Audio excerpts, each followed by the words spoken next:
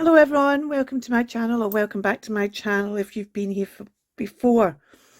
This is where I share some of my crafting and arting as I adventure in trying to understand the world through craft and art and express myself in it. Today we're doing some faux tickets, and this is also part of the use your whole 12 by 12 sheet, because I've made these faux tickets.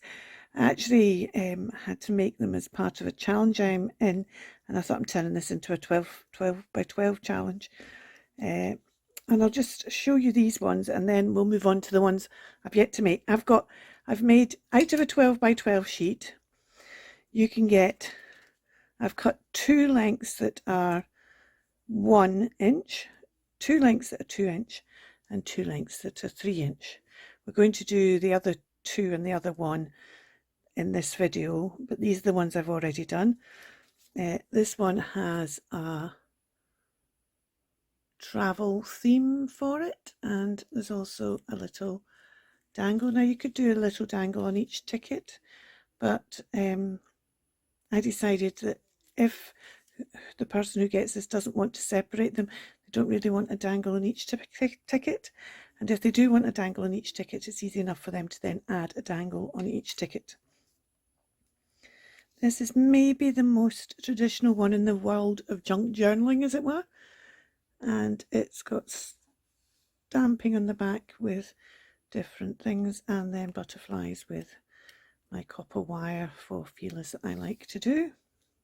That's because I fussy cut out things, but fussy cutting out feelers is silly, so I put copper wires in. This one is probably the one that had the most amount of work in it. I started off actually in this one by just knocking back the shine a bit, just to make it a bit more kind of vintage. Just with some gesso, and underneath each of these panels is a lady.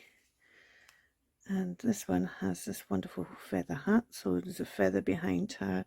This one is kind of very, so she's got, so I've kind of tried to match up the figure with what's behind and also with what's in front of them.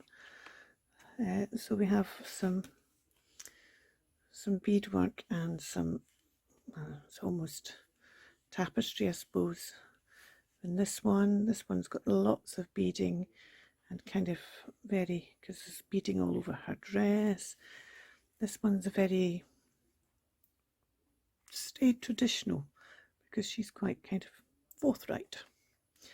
And this one's a bit of everything because this young girl looks like she's up for anything. So that's that one.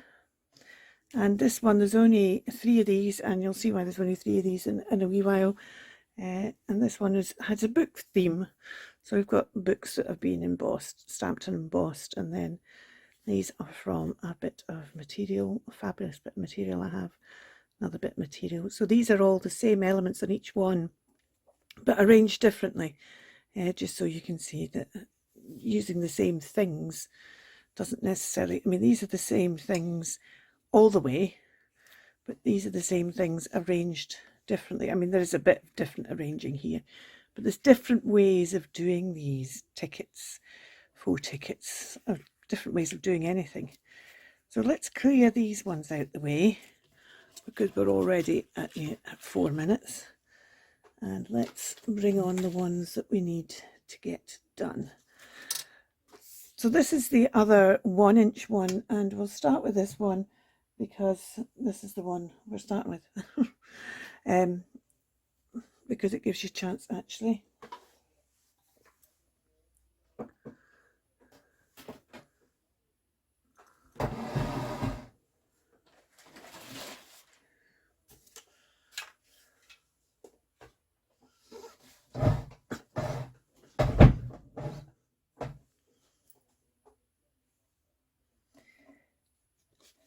We'll start with this one because this one is all that's happened with this one so far is it has been cut into its 1 inch strip. And basically what you need to do is score it at 3, 6 and 9. So all of them were scored at 3, 6 and 9, and scoring at 3, 6 and 9 gives you 4 tickets of equal size. I'm just going to give them a fold so the fold's a bit clearer. The next thing we need to do is to make them look a bit more like tickets, and the first part of that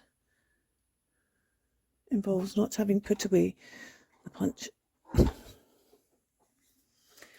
Is we take, and for this little one I'm using a 1/2 inch punch, and I'm doing it on the back because this is thick card and it might mark, it has marked some of the other ones, and you're just putting it through halfway for in between tickets and 1/4 at the end.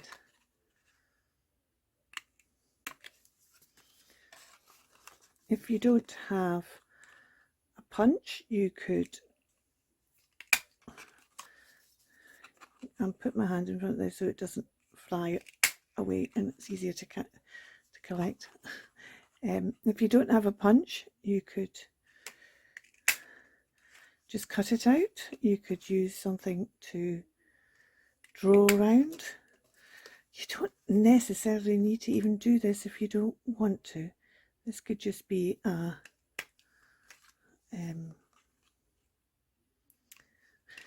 line of similar items that don't have the ticket. The ticket feature is an additional thing in one sense. But if you want to make them look like tickets, there you go. That looks like tickets. It looks a lot more like tickets very quickly. And it's up to you whether you want to stop at that stage or go on to the next stage. And the next stage is to get yourself an awl or a needle, a darning needle I would suggest, rather than a pokey needle, a thin needle, sewing needle. Well, darning needle is a sewing needle.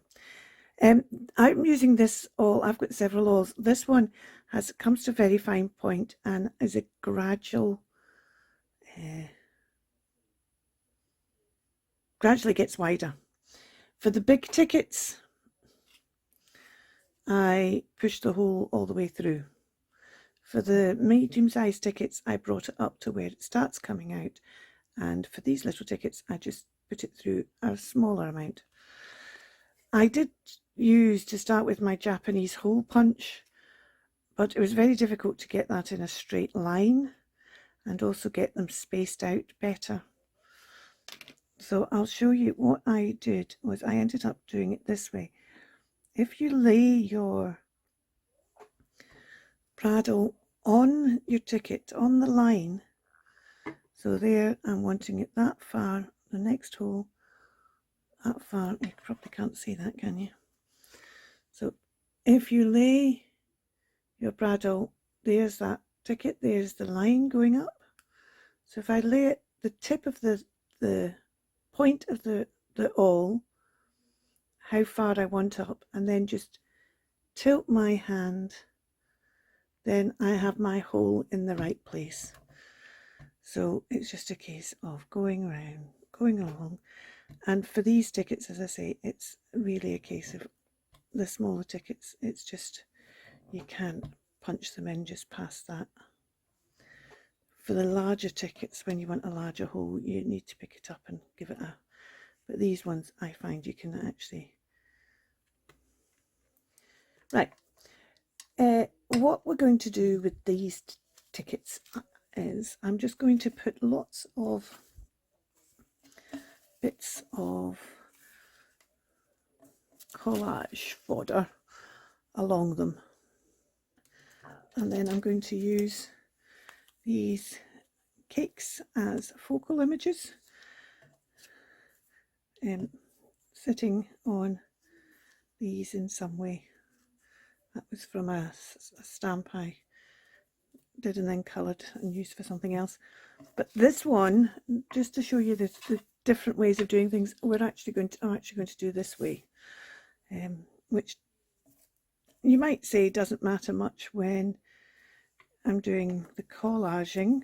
However, I think it does, because if that's the way you want to see it, you want to actually have it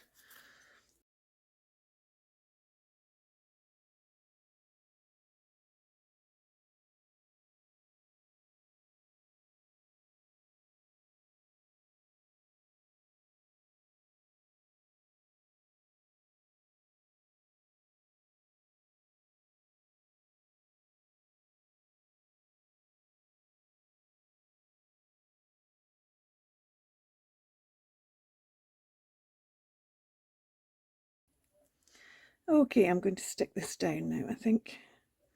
Let's use just stick glue, will be fine.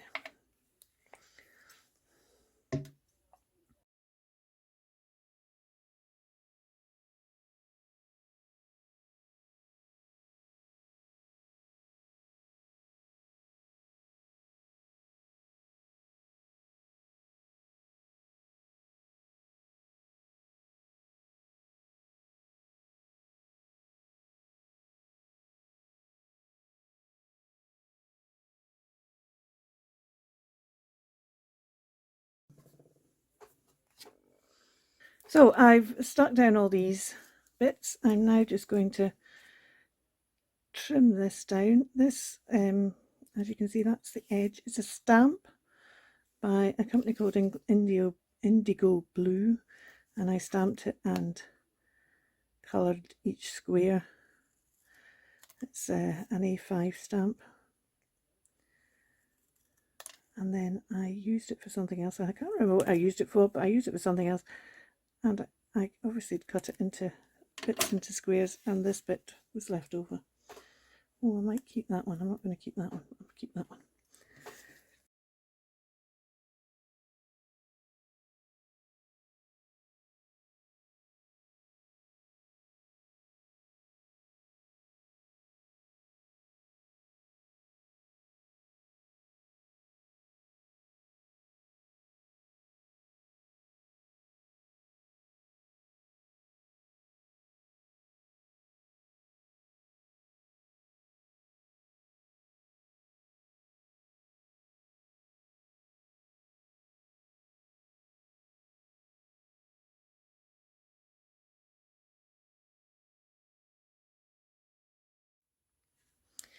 This next one I'm going to do, we're going to use some fabric. I'm going to use some washi tape. I'm trying to use different things in the second one, so you can see the different options you have. I'm trying to give you 6 totally different options. They're not totally different because that's very hard to do often.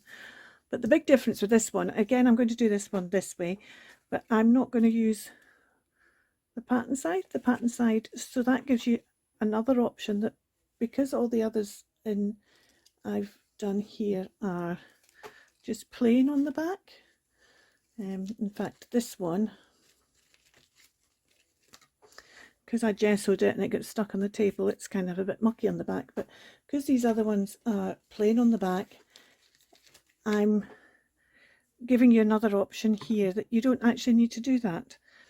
Rather than trying to make holes, I've got these pair of scissors that they'll cut scallops if you cut them that way. If you cut them that way, it's like a hole punch, like, you know, like I'm going to show you the bit underneath. It's like stamp edging.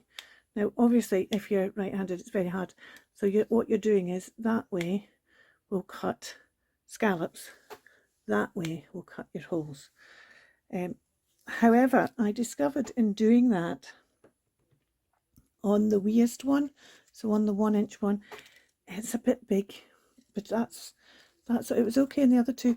So the other thing I've got is I've got a pair here of, and these are just deckled edge scissors, and I'm just going to cut that so that you can see the effect they give as well. I'm just doing this over the bin just so that it collects all the little bits.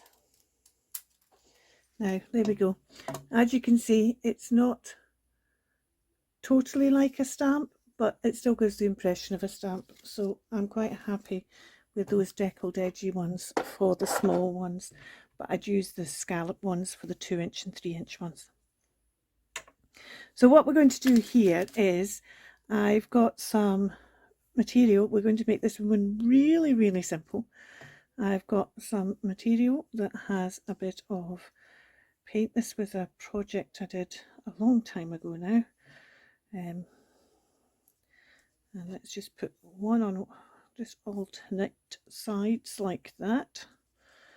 We've also got some washi tape, and then we're going to do these saying stickers. So let's glue these down first, just like that.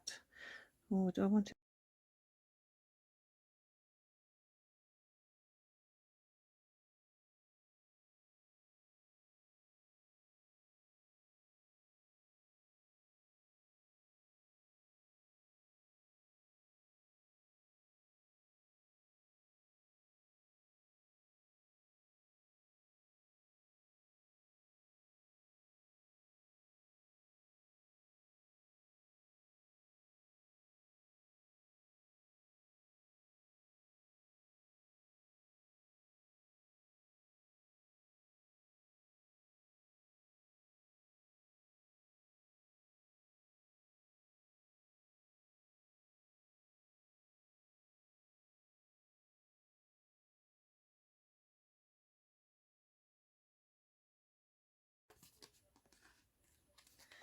Okay, so I'm now just trimming off the edges of these bits that I've done that have been taken over the edge to give a clean look. What I didn't say, and no doubt you're wondering, is about how I decorated this background. I used Distress Oxide sprays in tea dye and weathered wood. So I sprayed them, I flicked some of them on, and then I sprayed it with water, and that's the effect I got. I've edged it as I've edged all the cards, apart from this one. Need to do this one in Memento Potter's Clay. We are now going to use these sweet little, I'll get that out the packaging, these sweet stamps by All and Create, and they have wee sayings in, and they also have a bit of text and a bit of stuff behind them as well. So I quite like them, and I'm going to put them on some tea dye paper and then stick them on. So I need to decide which ones I'm going to go for. I'm going to go for Be Wild for a While. I'm going to go for The Best Is Yet to Come.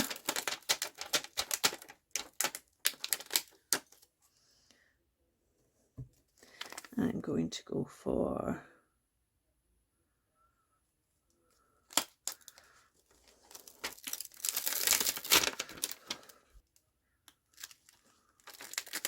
Powered by Stars. And I'm going to go for Beautiful Beginnings. Let's go for Beautiful Beginnings. I'm just going to put that one that way, so I can get all 4 onto this text block, and then I can put them there. And let's ink them up.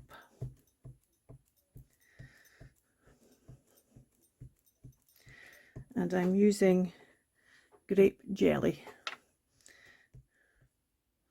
So I've stamped these up and inked them round, torn some of them just so they've got a bit of a shabby look to them.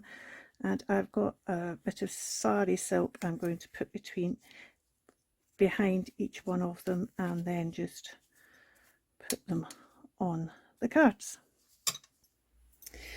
This is the evening of the day I filmed, and the other bits have actually been sent away. And I came back to edit the film and discovered the ending was missing.